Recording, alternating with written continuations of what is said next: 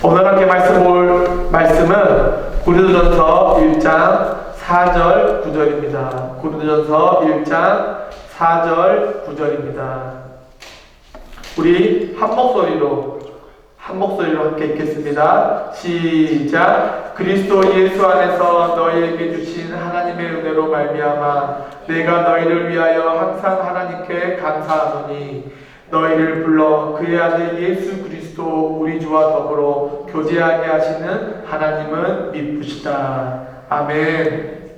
우리는 계속해서 우리가 하나님의 교회입니다라는 제목으로 말씀을 나누고 있습니다. 첫 주에 우리 믿는 성도는 어떤 아픔과 어떤 상처와 어떤 안 좋은 냄새, 썩은 냄새가 나더라도 절대로 교회를 포기하거나 떠나지 말아야 한다고 말씀을 전했습니다. 그 이유는 우리가 교회를 절대 포기하지 말아야 하는 이유는 하나님과 예수님이 하나 된 그 십자가 사건을 통해서 변화된 우리와 하나님과의 그 신뢰관계를 우리가 회복해야 하고 그 회복된 관계를 통해 세상에 하나님은 이런 분이다, 예수님은 이런 분이다라고 가난한 성도들과 예수님을 믿지 않는 자들에게 복음을 전하는 복음 공동체가 되어야 한다고 말씀드렸습니다. 그리고 지난주에는 교회는 세상의 어떤 이익이나 개인의 이익을 위해 모인 사모임이나 친교 모임이 아닌 특이한 모임, 즉 자신의 것을 나누고 자신의 것을 함께 나누며 기뻐하고 함께 감사하고 함께 울고 함께 웃는 예수님과 동행하는 공동체라고 말씀을 나누었습니다.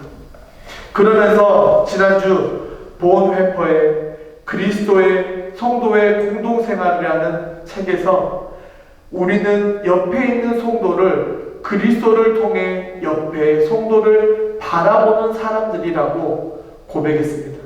즉 세상에 살아가는 사람들이 내세우는 판단 기준, 높고 낮음, 많고 적음의 기준이 아닌 오직 예수님의 십자가가 우리의 기준이 되어야 한다고 말씀드렸습니다. 왜냐하면 내 옆에 있는 성도는 그냥 성도가 아닙니다. 내 옆에 성도는 부자 성도, 가난한 성도, 마음이 넓은 성도, 마음이 낮은 성도가 아니라 예수님이 하나님의 명령을 따라 십자가에 죽으시고 피와 물을 쏟으시기까지 우리를 사랑하셔서 지불하신 그 피의 값으로 사신 존재이기 때문에 소중하고 귀한 존재라는 사실입니다. 우리는 여기에서 시작해야 합니다. 이것이 하나님 안에서 세워지는 복음 공동체의 출발이자 우리가 세상에 믿지 않는 자들을 향하여 세상에 보여주어야 하는 믿음이라는 것입니다. 그래서 고린도전서 1장 4절에 바울은 다음과 같이 고백합니다. 나는 그리스도 예수님을 통해 여러분에게 은혜를 주신 하나님께 늘 감사하고 있습니다. 바울은 그 고린도 교회에 하나님께 감사함을 고백하고 있습니다. 그 이유는 무엇 때문이죠? 예수님의 피값으로 고린도 교회가 세워졌기 때문입니다. 그리고 그 피값으로 인해 현재 고린도 교회가 하나님의 은혜를 받고 있습니다. 바울 입장에서는 고린도 교회 문제 많고 분란도 많고 가장 싸움도 하는 그런 교회입니다. 하지만 바울이 고린도 교회를 위해서 감사하는 이유는 그 어려움, 그 다툼, 그 많은 문제 가운데서도 하나님의 은혜가 그들에게 임하고 있다는 사실입니다. 그럼 지금 교회는 어떻습니까? 예수님을 통해 하나님께 받은 은혜를 세상에 믿지 않는 자들을 위해 흘려보내고 있습니까? 참 안타까운 것은 많은 교회들이 그렇지 못하고 있다는 사실입니다. 저도 개척교회를 시작하면서 시작하기 전에 많은 교회에서 목회를 배우고 교제를 하고 기쁨을 나누고 섬김을 배웠습니다. 그런데 참 안타까운 것은 많은 교회들이 교회라는 그 울타리 안에서 많은 축제를 벌이고 서로 섬기고 서로 사랑하고 서로 나누고 서로 기뻐하는데 정작 그 기뻐하는 것이, 정작 그 섬기는 것이, 정작 그 나누는 것이 세상을 향해서는 이루어지지 않고 있다는 것입니다. 하지만 제가 생각하는 교회는, 우리가 생각하는 교회는 달라야 합니다. 예수님이 그 핏값으로 사신, 세상 기준으로 봤을 때 절대 구원받을 수 없는 우리가 하나님의 선택감을 받고 은혜를 받았기 때문에 그 은혜를 우리만 나누고 우리만 간직하는 것이 아니라 세상에 흘려보내야 한다는 것입니다. 그런데 그 전제 조건이 복음, 그리스도라는 정체성을 잃지 않고 세상을 향해 흘려보내야 한다는 것입니다. 그럼 우리는 무엇을 흘려보내야 할까요? 그럼 우리 이 미라클 교회가 하나님의 핏값으로 세워졌는데 우리는 무엇을 흘려보내야 할까요? 오늘 말씀을 통해 깊이 생각하는 시간이 되기를 바랍니다. 오늘 말씀은 우리의 민낯을 볼 수도 있습니다. 아니, 우리의 그 숨겨두고 숨겨놨던 그 과거의 상처를 꺼낼 수도 있습니다. 하지만 대면하고 싶지 않은 그 기억과 대면하시고 그 대면을 통해 상처를 회복하는 시간 되시길 간절히 바랍니다. 우리가 과거부터 가져온 그 안 좋은 상처, 그 대면하고 싶지 않은 기억을 조금 힘들어도 마주하시길 바랍니다. 그리고 그것을 이길 수 있는 은혜를 달라고 간구하는 우리가 되길 바랍니다. 세상에는 수많은 크리스천들이 있습니다. 그럼 제가 질문 하나 드리겠습니다. 우리가 살고 있는 세상에 수많은 크리스천들이 있는데 왜 세상은 변하지 않을까요? 왜 변하지 않을까요? 여기서 답을 내기 전에 먼저 해야 하는 질문이 있습니다. 첫째, 교회가 무엇입니까? 둘째, 교회에 다니는 우리는 누구입니까? 바로 정체성에 대한 질문입니다. 그리고 이 정체성은 두 가지 측면에서 볼 수 있는데, 하나는 내가 생각하는 나의 정체성, 즉 나는 이런 사람이다라는 정체성을 가지고 있는가. 그리고 두 번째는 남이 생각하는 우리의 정체성, 즉 우리를 세상 사람들이, 아니 가난한 성도들이, 아니 믿지 않는 성도들이, 사람들이 우리를 어떻게 생각하느냐 이것입니다. 즉 세상의 사람들이 예수님을 믿는 우리를, 교회를 어떻게 보고 있느냐 그것입니다. 그런데 참 안타까운 사실은 시간이 지날수록 교회에 대한 기대나 크리스찬들에 대한 기대가 사라지고 있다는 사실입니다. 그리고 그 중에 가장 큰 사건이 많은 사람들에게 큰 실망과 큰 아픔을 주었던 코로나 때입니다. 많은 사람들은 정부의 규제나 조치를 따라 행동했지만 교회는 어떻게 했습니까? 믿음이라는 이름으로 모였습니다. 그리고 그 믿음이라는 이름으로 많은 사람들에게 불편을 주었고, 사회적으로 아픔을 주었고, 사회적으로 많은 비용을 남겼습니다. 도대체 왜 그랬을까요? 지금 지나고 보면 많은 교회들이 질병의 두려움보다 교회를 하나님의 아들 예수님의 핏값으로 사셨다는 그 정체성을 잃어버린 채 어느 목사의 교회, 어느 장로의 교회, 어느 가족의 교회라는 정체성 때문이 아니었을까라는 생각을 했습니다. 이렇듯 교회는 정체성이 중요합니다. 그리고 사실 하나님이 자신의 하나밖에 없는 아들 예수 그리스도의 핏값으로 세우신 교회를 가만 놔두시겠습니까? 절대 가만 놔두지 않습니다. 우리가 예수 그리스도의 핏값으로 사신 백성이고 그 핏값으로 세운 교회라는 정체성만 가지고 있다면 하나님이 지키실 것입니다.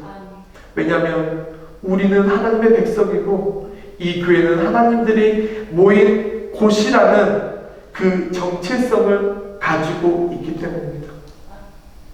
왜냐하면 교회는 하나님의 백성들이 모여서 함께 예배하고 함께 사랑하고 함께 울고 함께 웃는 교회를 지키고 보호하시는 분이 바로 하나님이시기 때문입니다.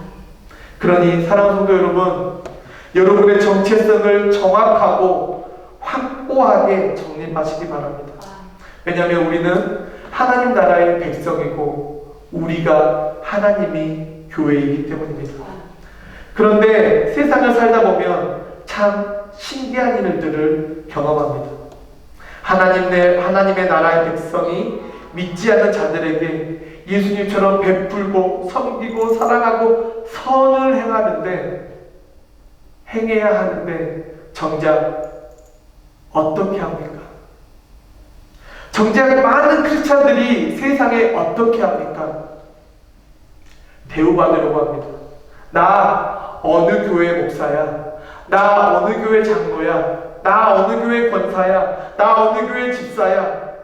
목사, 장로, 집사, 권사? 뭐 별거 있습니까? 가끔 이런 말을 들을 때가 있습니다.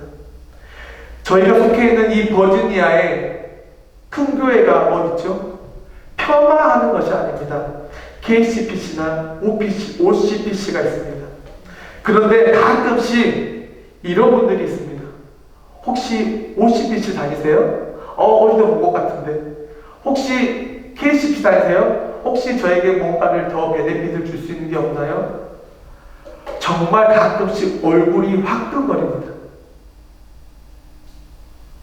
큰 교회 다닌다고 더 큰 상급을 받거나 더 큰 구원을 받습니까? 아닙니다. 저는 크기가 중요한 게 아니라 그들이 하나님과 얼마나 잘 연결되어 있는지 이것이 더 중요하다고 생각합니다. 저 역시 큰 교회에서 어릴 때부터 신앙생활하며 자랐습니다. 분명히 큰 교회 많은 장점들이 있습니다. 그런데 그것이 우리의 정체성, 그것이 여러분의 신앙의 정체성, 여러분이 구원받았다는 증거가 될 수 없다는 것입니다. 무슨 말이죠? 큰 교회 다니고 작은 교회 다닌다고 우리의 정체성이 다른 것이 아닌 하나님이 자신의 하나밖에 없는 아들 예수님을 이 땅에 보내시고 십자가 위에서 피와 물을 다 쏟으시면서까지 우리를 사시고 구원하신 그런 존재가 바로 우리라는 사실을 가지고 그 정체성을 가지고 세상에 나아가는 것, 그것이 중요하다는 것입니다. 이것이 우리의 자존심이고 이것이 우리의 정체성입니다. 그것이 나타나는 것이 우리는 영성이라고 부릅니다. 우리는 영성에 깊고 높고 넓은 사람을 존경합니다. 그런데 우리가 자세히 살펴보면 영성의 결과가 무엇으로 나타나는지 아십니까? 하나님이 창조하신 모든 것을 대할 때에 상식과 이성으로 대하는 사람을 우리는 영성이 높은 사람이라고 말합니다. 높고 낮음을 구분하지 않고 많고 적음을 나누지 않고 넓고 짧음을 보지 않는 사람이 영성이 깊은 사람이라는 것입니다. 여러분 어떻습니까? 혹시 사람의 겉모습으로 사람을 판단하고 있지는 않습니까? 절대 그러지 마시기 바랍니다. 왜냐하면 겉으로 멋있고 겉으로 괜찮은 것 같지만 우리에게 다가오면서 그 속은 아무도 모르기 때문입니다. 그래서 사자성어 중에 10개의 물속은 하나도 한 개의 사람 속은 모른다 말이 있습니다. 속이려고 마음 먹으면 얼마든지 속일 수 있고 거짓말하려면 얼마든지 거짓말할 수 있습니다. 그래서 우리는 영성을 키워야 합니다. 어떻게 해요? 예수님이 우리에게 주신 그 십자가를 지고 따라가는 삶, 그 삶 안에서 우리는 예수님의 영성을 배우고 그 배운 영성을 가지고 상식과 이성으로 판단해야 하고 상식과 이성으로 사람을 대해야 합니다. 그런데 영성이라는 이름으로 몰상식하고 밀어붙이기 식의 이성으로 일을 하기 때문에 많은 교회들이 무너지고 있습니다. 특히 미국, 영국, 독일, 일본, 한국 많은 교회들이 교세가 줄고 문을 닫고 예수님이 요한복음 2장에 언급하신 것 같이 이것을 걷어치워라 내 아버지의 집은 장사하는 집으로 만들지 말아라. 이 말씀을 우리는 하나님이 우리에게 하시는 경고로 듣는 우리 모두가 되기를 간절히 바랍니다. 그리고 하나님이 이 땅에 예수님을 통해 세우신 교회를 지키는 일, 그리고 복음을 위해 전진하는 일, 그 일에 전진해야 한다는 것입니다. 사랑하는 성도 여러분, 여러분의 사명은 무엇입니까? 하나님이 여러분 각자에게 주신 사명은 무엇입니까? 시간으로 하나님 나라를 섬길 수 있습니다. 몸으로 하나님 나라를 섬길 수 있습니다. 돈으로 하나님 나라를 섬길 수 있습니다. 이 시간 잘 생각해 보시기 바랍니다. 그리고 결단하고 조금 더 하나님 나라를 위해서 헌신하고 결단함으로 전진하는 우리 모두가 되기를 간절히 축원합니다. 여러분, 말씀이라는 단어의 어원은 로고스입니다. 그리고 로고스라는 것은 하나님의 말씀이 육신이 되었다는 뜻입니다. 그럼 영성은 헬라어로 로기코스입니다. 이 로기코스에는 로고스에서 온 단어입니다. 그럼 로고스를 영어로 하면 무엇이냐? 로고스는 로지컬이라는 말입니다. 즉 논리적으로 이야기하다입니다. 그럼 이 모든 것을 정리하면 무엇이냐면 말씀은 영성이고 영성은 세상에 보여주어야 하는 것입니다. 즉 우리는 하나님의 백성이 된 순간부터 예수님이 가르쳐 주신 대로 살아야 할 의무가 있다는 것입니다. 그걸 우리는 제자도라고 말합니다. 그럼 제자도를 가진 예수님을 따르는 제자가 된 우리는 어떻게 살아야 할까요? 말씀, 육신으로 오신 하나님으로 영성 안에서 예수님이 가르쳐 주신 상식과 이성으로 세상에 예수님의 명령인 빛과 소금이 되는 삶을 살아야 한다는 것입니다. 그런데 우리는 어떤 삶을 살고 계십니까? 사실 제가 이 말씀을 준비하면서도 제가 저를 돌아보았습니다. 제가 저의 삶을 돌아보았습니다. 죄송합니다. 참 역겹고 썩는 냄새가 나고 나의 치부를 누가 알까봐 정말 숨기고 싶었습니다. 지금 저의 자녀가 같이 예배드리고 있는데 제 아들은 저를 압니다. 아빠의 그 위선적인 모습, 아빠의 그 거짓된 모습을 어떤 누구보다 잘 알 것입니다. 그런데 단언컨대 하나님의 말씀을 들고 있는 이 순간에는 저는 어느 누구의 부모도, 어느 누구의 자녀도, 어느 누구의 남편도, 어느 누구의 친구도 아닌 하나님의 말씀을 전하는 대언자라는 사실입니다. 그래서 참 부끄러울 때가 많고 피하고 싶은 순간이 많습니다. 하지만 이 자리에 제가 담대하게 설 수 있는 이유는 하나님의 말씀을 가지고 서 있는 순간만큼은 인간 홍순표가 아닌 하나님의 대언자 홍순표로 보게 만들어 주실 것을 믿기 때문입니다. 저는 이런 정체성이 여러분에게 있길 바랍니다. 왜냐하면 여러분에게는 사명이 있습니다. 무슨 사명이죠? 마태복음 28장 18절, 예수께서 다가와서 그들에게 말씀하셨다. 나는 하늘과 땅의 모든 권세를 받았다. 그러므로 너희는 가서 모든 민족으로 제자를 삼아서 아버지와 아들과 성령의 이름으로 세례를 주고 내가 너희에게 명령한 모든 것을 그들에게 가르쳐 지키게 하여라. 보아라, 내가 세상 끝날까지 너희와 항상 함께 있을 것이다. 예수님이 여러분에게 주신 사명이 무엇입니까? 가서 제자 삼고 세례를 베풀고 가르쳐 지키게 하라. 그럼 하나님이 우리에게 무엇을 주신다고요? 내가 너와 항상 함께 할 것이다. 아멘. 이런 믿음을 가지고, 정체성을 가지고 가나안 성도들, 믿지 않는 가족들, 믿지 않는 친구들에게 복음을 전하는 우리 모두가 되기를 간절히 축원합니다. 누구를 믿으며? 우리에게 사명을 주신 예수님을 믿으며 담대히 복음을 전하는 우리 모두가 되길 간절히 축원합니다. 그리고 그 다음 일은 예수님에게 맡기시면 됩니다. 우리는 그저 전하면 됩니다. 우리는 그저 예수님의 이름으로 나누면 됩니다. 우리는 그저 예수님의 이름으로 흘려보내면 됩니다. 그리고 그 책임은 예수님이 지실 것입니다. 그 다음은 예수님이 하실 것입니다. 우리는 그저 담대하게 예수님을 등에 업고 전하면 그것으로 되는 것입니다.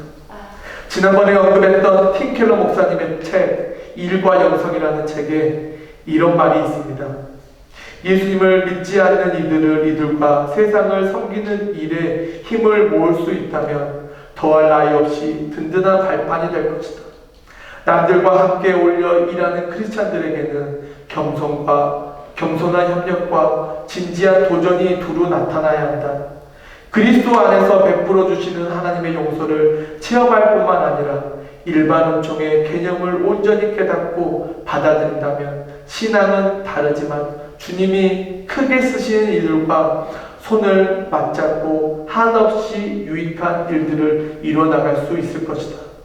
아울러 다른 한편으로는 성경적인 세계관을 바로 세워서 남들과 길을 추구하거나 기독교 신앙의 일을 썩 훌륭하게 해낼 힘과 지침을 준다는 사실을 이웃과 동료들에게 드러내고 알려야 한다. 그리고 이 가운데 하나님을 믿는 우리들을 하나님을 믿는 사람으로서 제자로 살아가는 이런 것들이 하는 것을 세상에 보여줄 수 있는 아주 훌륭한 신앙이었다면 좋겠다. 즉 세상 안에서 어떻게 그리스도인으로 살 것인가? 라는 질문입니다. 여러분 무엇이라고 대답하시겠습니까? 여러분은 그리스도인으로, 크리스찬으로 어떻게 사시겠습니까? 제가 이전 주에 여러분에게 말씀드렸습니다. 무엇으로 살라고요? 호구로 사십시오. 여러분 그리스도인으로 호구로 사시길 바랍니다. 그런데 사실 정말 호구로 산다는 거 정말 어렵습니다. 호구로 살려고 마음 먹으면 살 수 있습니다. 그런데 세상은 그런 호구로 살려고 하는 여러분을 그냥 놔두지 않습니다. 왜냐하면 어떻게든 여러분들이 망가뜨리고 어떻게든 여러분들을 깨뜨리고 어떻게든 그들과 똑같은 사람으로 만들려고 하고 우리를 공격하고 우리를 괴롭힙니다. 물에 빠진 사람을 구하고 나니 뭐까지 달라고요? 보따리까지 내놓으라고 한다. 우리를 더 괴롭히고 더 고통스럽게 하고 더 아프게 한다는 사실입니다. 지금 저희 교회 안에 문화센터가 있습니다. 대부분 감사하게 생각하고 기쁘게 생각합니다. 그런데 간혹 가다가 이런 학부모들이 있습니다. 한 번 배려했더니 2개, 3개, 4개, 5개를 배려해달라고 부탁합니다. 상식과 이상을 벗어난 요구를 합니다. 사실 사설학원이라면 정확한 규칙을 만들어 그대로 대처하지만 교회이기 때문에 용납하고 인내하다 보면 호구 이상의 호구가 되어 속상해하는 아내를 보게 됩니다. 그럴 때 속으로 정말 화가 납니다. 속으로 사실 뒤집어 엎고 싶습니다. 그런데 교회이기 때문에, 기독교인이기 때문에, 크리스찬이기 때문에, 목사이기 때문에, 사모이기 때문에 참고 인내로 이겨냅니다. 이렇듯 세상에서 호구로 사는 거 쉽지 않습니다. 하지만 우리는 호구로 살아야 합니다. 왜냐하면 하나님이 여러분을 먼저 선택하셨고, 먼저 은혜를 주셨고, 먼저 구원해 주셨고, 먼저 하나님의 백성이 되게 하셨고, 먼저 그것을 누리게 하셨기 때문입니다. 사랑하는 성도 여러분 안에는 어떤 목마름이 있으십니까? 여러분은 잃어버린 영혼을 위해서, 여러분은 고통받는 영혼들을 위해서, 여러분은 아픔을 견디고 있는 영혼들을 위해서, 여러분은 해결되지 않은 문제를 가지고 있는 영혼들을 위해서 울며 기도한 적이 언제입니까? 사랑하는 미련교 성도 여러분, 목마름을 가지고 기도하시기 바랍니다. 나의 바쁜 시간을 내서 기도하시기 바랍니다. 나의 바쁜 일상을 쪼개어 기도하시기 바랍니다. 그리고 그 기도가 나를 위한 기도가 아닌 공동체를 위한 기도, 가난한 성도들을 위한 기도, 믿지 않는 남편을 위한 기도, 믿지 않는 아내를 위한 기도, 믿지 않는 자녀를 위한 기도를 하시기 바랍니다. 그러면 하나님이 여러분에게 이렇게 갚으실 것입니다. 마태복음 6장 33절로 34절. 너희는 먼저 하나님의 나라와 그의 의를 구하라. 그러하면 이 모든 것을 너에게 덤으로 주실 것이다. 그러므로 내일 일을 걱정하지 말라. 내일 일은 내일 걱정이요 한날의 괴로움은 그날의 것으로 충분하다. 아멘. 우리가 기도하면 내일 걱정은 내일에 나에게 넘길 수 있는 믿음이 생깁니다. 그리고 오늘의 걱정, 내일의 걱정, 그리고 미래의 걱정까지 하나님이 해결하실 거라는 확신이 생길 것입니다. 그리고 호구로 살더라도 하나님의 일과 세상의 일을 정확하고 간결하게 구별할 수 있는 능력이 하나님이 주십니다. 그리고 세상에 담대히 외칠 힘이 생깁니다. 우리가 하나님의 교회입니다. 내가 하나님의 교회입니다. 왜냐하면 신앙생활 일주일에 한 번 교회 왔다 갔다 하는 것이 아니라 선택받고 믿었고 구원을 얻었기 때문에 이제 우리 삶은 the END. 무슨 말입니까? 우리는 절대 예수님에게 벗어날 수 없습니다. 우리는 절대 예수님에게 도망칠 수 없습니다. 그러니 하나님이 여러분들에게 주신 그 십자가를 지고 세상을 향해 호구로 살아가시기를 간절히 축원합니다.